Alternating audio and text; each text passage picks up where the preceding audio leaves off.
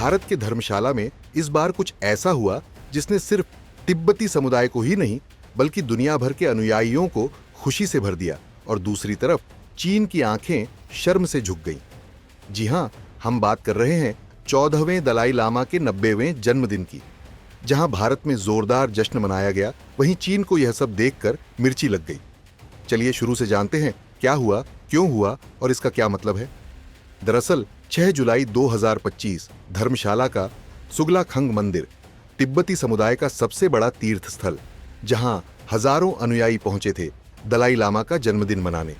मंदिर को सजाया गया रंग बिरंगे झंडों से, भव्य प्रार्थनाएं, सांस्कृतिक कार्यक्रम, हर चेहरा मुस्कुराता हुआ, श्रद्धा और उत्सव का संगम।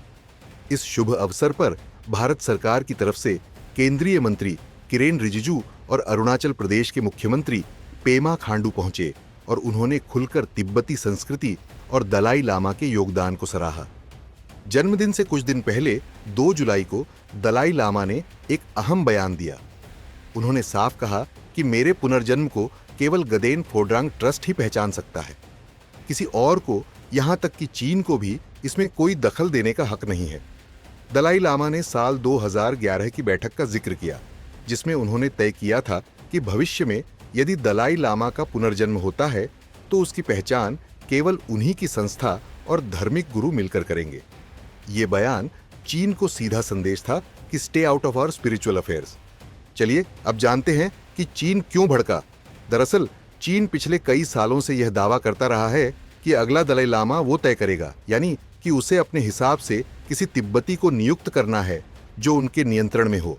लेकिन दलाई लामा ने चीन की इस मंशा को न सिर्फ नकारा, बल्कि खुले मंच से भारत में बैठकर यह बयान देकर चीन की कोशिशों को ध्वस्त कर दिया। और यही कारण है कि भारत में दलाई लामा का यह जन्मदिन सिर्फ एक उत्सव नहीं रहा, बल्कि यह बन गया एक राजनीतिक बयान, एक आध्यात्मिक विरोध। 4 जुलाई को केंद्रीय मंत्री किरेन रिजिजू ने भी साफ शब्दों में चीन को जवाब दे दिया कि मैं दलाई लामा का भक्त हूं और दुनिया का हर अनुयायी यही चाहता है कि अगला दलाई लामा खुद दलाई लामा द्वारा ही चुना जाए, न कि किसी राजनीतिक सत्ता द्वारा। दलाई लामा इशू को लेकर के हमको कंफ्यूजन में रहने का जरूरत नहीं है। दलाई लामा जी पूरे विश्व में जितने बौद्ध धर्म मानने वाले लोग हैं और जो परम पावन दलाई लामा जी को जो मानते हैं, वो सबका इच्छा है कि दलाई लामा जी अपना तय करेंगे। ये तो भारत सरकार का या मुझे अलग से कुछ कहने का आवश्यकता नहीं है।